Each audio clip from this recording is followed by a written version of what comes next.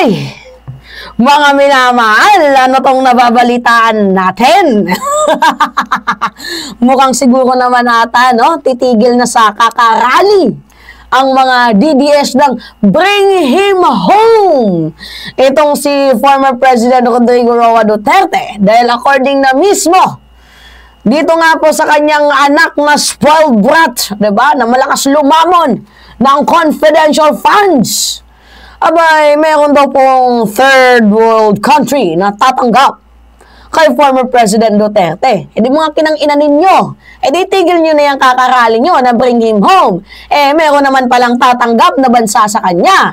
Siguro naman nata, mapapanatag na yung loob ninyo dahil wala na sa kulungan kung sakali, pero wag naman sana nakunuds. Diba? Itong si former President Duterte. At you know what, mga minamahal, isa po sa mga natutuwa. Actually, madaming matutuwa. Lalo na yung mga kavet. Yung mga girlfriends ni former President Rodrigo Roa Duterte. Sino-sino ba yung mga girlfriends ko, no? Ni Kadigungan. Ay, may nagsasabi, si Amy. Totoo ba? Amy Marcos? Totoo ba? Si Babalina? Sino pa ba? Yung girlfriend ni Digong. Ay, may narinig tayo. Si Alputera. Inong yan. Si Alputera. Kaya pala nanalong councilor doon sa lugar nila. Di umano, Oo. And itong si Alputera is very close kay Sara Duterte. Diba? Meanwhile, itong si Hanilet Abansenya, ano na to? Naiwan sa ere? Tanong lang. Diba? And syempre, matutuwa din yung ex, diba? Na yung tunay, yung real, diba? Na si Zimmerman. But anyway, may pag-uusapan tayo. Kasi parang naggagaguhan kahapon yung team ni Alputera. Biruin nyo, isinabay nila sa corruption rally. Yung rally, mga minamahal, patungkol dito kay former President Duterte na bring him home. Diba? Nakikisaw-saw ba sa issue, mga minamahal? Para ba, diba? Para kunyari madami sila. Para kunyari napupuno sila. Diba? Nakisaw-saw na din sa issue na FPRRD bring him home. Hindi nila alam, nagsusuntukan na kahapon yung mga pro-Duterte at yung mga anti-Duterte. Paano ba naman kasi yung rally aims for anti-corruption? Hindi po yung rally patungkol kay Kadigunyo. Oo, kay Kadigungan. No? Ano yung naging ano ninyo? Ending, suntukan. No? Diba? Nagkasakitan pa. Yan, titilok ninyo eh. Hindi kayo kasama sa rally, sali-sali kayo. Mga KSP, mga papansin. So ngayon, meron ako ipapakita ang video. Pasabog tong si Alputera, no? Oy, tanong lang. Sino kayang nag-funds nito? Diba? Sino kayang nag-pondo nito? Okay, panoodin natin. Hi guys, this is your Tita Jasmine speaking from the Netherlands. As much as gusto ko na maupod ka mo this day, pero doon na lang alangin ko kay because I have work and responsibility to attend to. Layo man ko, pero we really make sure nga ang team will organize this event nga maging successful kag mas maging happy ang tanan nga magatanaw sa aming concert.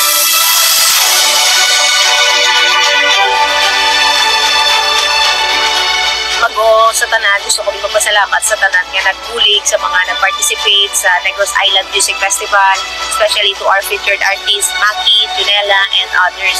Damo gid salamat, especially sa mga local artists na gipili sa Negros Occidental.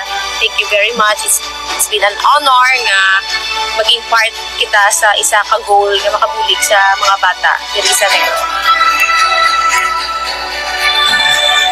Alright. Nag-advance pa party na yung mga lola ninyo, no? Oo. Hoy, controversial to.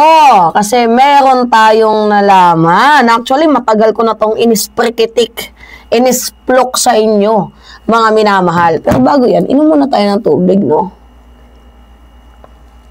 Kasi, bilang sumusuporta, dito nga po mga minamahal sa ating presidente, siyempre, dapat kilala din natin yung mga nakapaligid sa first family. Bakit kailangan nating makilala, mga minamahal? Hindi natin alam kung totoo yung mga nasa paligid ni First Lady at ni President. 'Diba? Hindi natin kilala. Kaya dapat pinoprotektahan natin ang presidente. Oo, kasi kawawang Pilipinas, pag nawala si PBBM, papalit si Sara. Gusto nyo bang mabalik yung AJK? Oo, gusto nyo bang binabalot kayo na parang bibingka? Diba? Kahit wala naman kayong kasalanan, tostado kayo. Siyempre, ayaw natin yon. Ngayon, mayroon tayong nalaman. Etong si Alpotera, ginagamit lang to eh. Oh, kawawa tong babaeng hitad na to. Oh. Ginagamit lang to ni Small Boy. Pero hindi ko muna papangalanan itong si Small Boy, ha? Kasi controversial. Itong si Small Boy na to, di umano. Actually, totoo naman talaga. Namamangka sa dalawang ilog. Meron siyang koneksyon sa mga DDS. And also, meron din siyang koneksyon dito kay First Lady. Ewan ko lang kung naaamoy ba to ni First Lady. Pero sana maamoy niya, no? Yung mga naninira patalikod, sumasaksak sa kanila. Kasi mabait si First Lady eh, to be honest. Sobrang bait ng First Family. Yung kailangan muna nila ng ebidensya bago sila yung, di ba? Ganun sila eh. Hindi sila basta judgeries. Pero tayo, nakikita na natin eh, na meron ng goal itong mga hayop na to. Di ba? Unahin natin ngayon itong si Alpotera. Sabi niya, siya daw mismo yung nag-organize ng concert, oo, ng rally dyan sa Bacolod. Naganap pa nga yan, mga minamahal, dyan sa Villamonte Gym. Pero, ito yung nakakapagtaka. Imbes na hiwalay sa event, bakit sinabay nila ito sa anti-corruption rally? For what reason? Himay-himayin lang muna natin, ha? Bakit nagparally sila? Diba? September 21, na yung aims naman nun is for anti-corruption. Nagparally sila. Pero ano yung pinupunto doon? Si Digong, diba? Bring him home, ganon. Ano yung gusto nilang ipalabas? Na malakas sila? Huwag kayong assuming yung rally para sa corrupt na public official. Ang taas naman ang double standard ninyo na magsisisigaw, mag-rally kayo, tapos sinusuportahan ninyo, isa din corrupt. Pwede ba naman kayong mga timang? Diba? Pero anyway, at least nakahiram sila ng moment, diba? Magaling din, mautak din. Kumbaga, gamit na gamit ang September 21 para sa kanilang mga moment. Oo, para dito kay Digong, para i-bring him home ang kanyang pangalan, di ba? Para meron bang may pagyabang, oo, dito sa crowd na sila ay madami. Kahit konti lang naman talaga. Ngayon, pag-usapan natin itong si Small Boy. Kasi, siya yung nagmamay-ari ng ng pinakamalaking bus company. Uy, clue ko lang yan sa inyo dyan sa Negros Oriental. Ngayon, ano ba yung papel ni Small Boy? Hindi lang siya simpleng negosyante Talagang Small Boy kung tawagin, pero may pitik. Controversial ang kanyang pangalan. Noon pa man, kinontent ko na nga to sa inyo, diba, mga minamahal? Dahil sabi niya nga mismo, ipapakulong niya daw ang 4 niyang kapatid. At alam din niya ng marami, ng mga solid diehard DDS na siya mismo nagsabi, 4 niya kapatid, ipapakulong niya. Kung hindi ka ba naman nag-iisip ng ng maayos, for what reason, makasarili? Tatanong lang. Pero ngayon, mga minamahal, nakikita natin na itong si Small Boy, hindi lang First Family ang nilalapitan, kundi ito ding mga Duterte. Kasi di ba nga may negosyo. So, kailangan niya, syempre, mamangka sa dalawang ilog. Di ba? To protect the business. Ganyan siya katindi, no? Oo. Ngayon, tanungin natin, ano ba ang koneksyon ni Alpotera dito kay Small Boy? Usapan natin. Syempre, dyan napapasok yung malaking usapan. Ano ba yung pag-uusapan niya natin? Yung concert. Isipin nyo na lang, mga minamahal, yung concert at rally ni Alpotera, hindi libre yon. Meron pong nag-fund yon. Walang iba kundi itong si Small Boy. Sponsored niya ang rally ni Alpotera kasi ginagamit niya nga si Alpotera Diba? Diba, mga minamahal, sa mga nakakaalam? So, simple lang. Kaya nakadikit siya dito kay Alpotera. Syempre, Namamangka nga sa dalawang ilog. Pinapakisamahan niya ngayon ang kampo ni First Lady, pinapakisamahan niya ang kampo ni former President Duterte. Di ba, para saan? Yan yung pinakaunang tanong natin. Para saan, mga minamahal? Siyempre, secured, protektadong negosyo.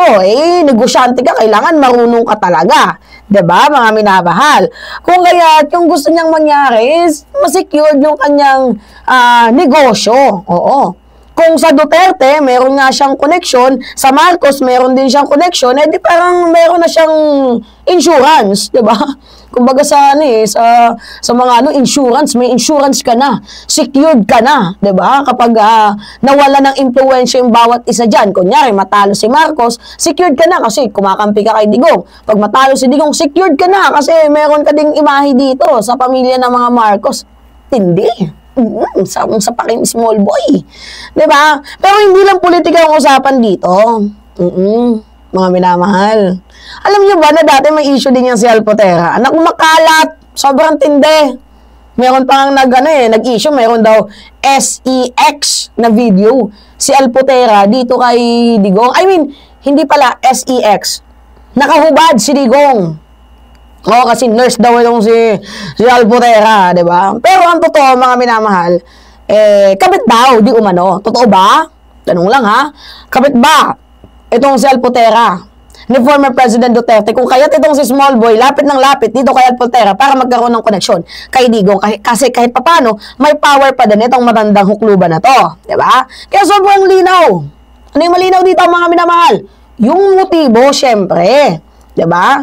Ni Small Boy. Na handang gumastos. Oo, hindi lang tungkol sa rally. Hindi lang din tungkol sa relasyon, kundi sa negosyo at kapangyarihan. Lahat yan, oo.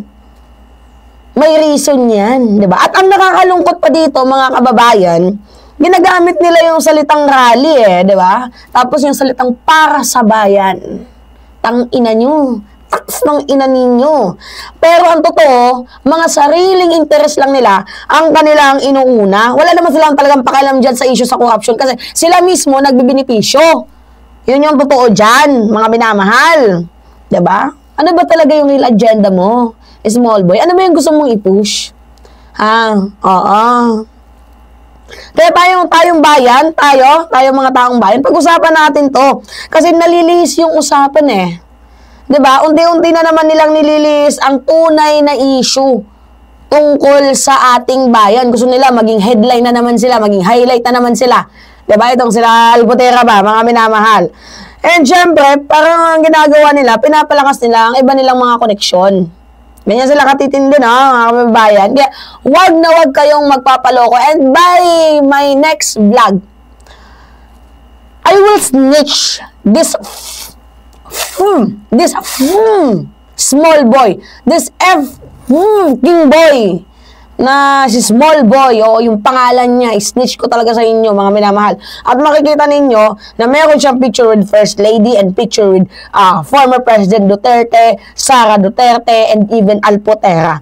Kaya wag na wag kayong magpapaloko sa mga personal na interes ng mga puwaka ng inang yan, mga minamahal. Nililinis na naman nila yung issue. Nakikisaw-saw, diba? Tapos yung iba namamangka sa dalawang ilog para proteksyonan ang kanilang mga personal na sariling interes. Wala silang pakialam sa taong bayan. May pakialam sila sa kanilang mga pansarili lamang. Alright? Kayo. Gigigil ako Again, mga minamahal, it's me. Lisyo nyo, yes. Nagbabalik muli para sa ating panibagong video. Ingat, mga kababayan.